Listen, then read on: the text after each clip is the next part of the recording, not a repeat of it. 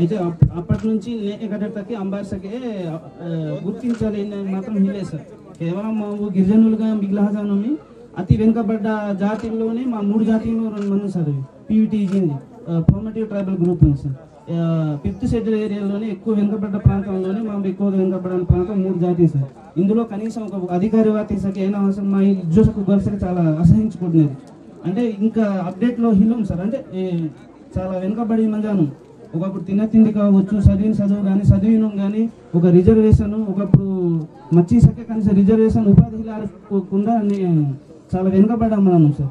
ఇప్పటికీ స్వాతంత్రం ఇన్ని రోజుల సంవత్సరం తర్వాత ఒక నిజంగా ఒక నాయకుడుగా మీరు అప్పుడు తొలి వివాహ చట్టం ನಂಗೆ మాట ಹೇಳ್ತೀರಿ సార్.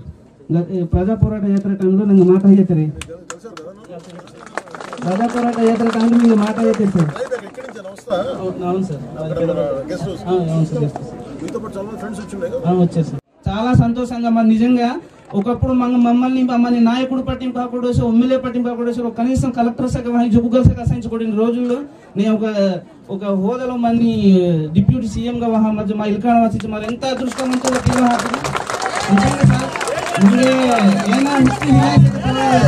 ఈ రోజు మంగే మా భావితరాలకి మంచి మార్గదర్శకంగా ఒక నిలబడిన వ్యక్తి అంబాస్ మనసు ఇచ్చి మీరు సార్.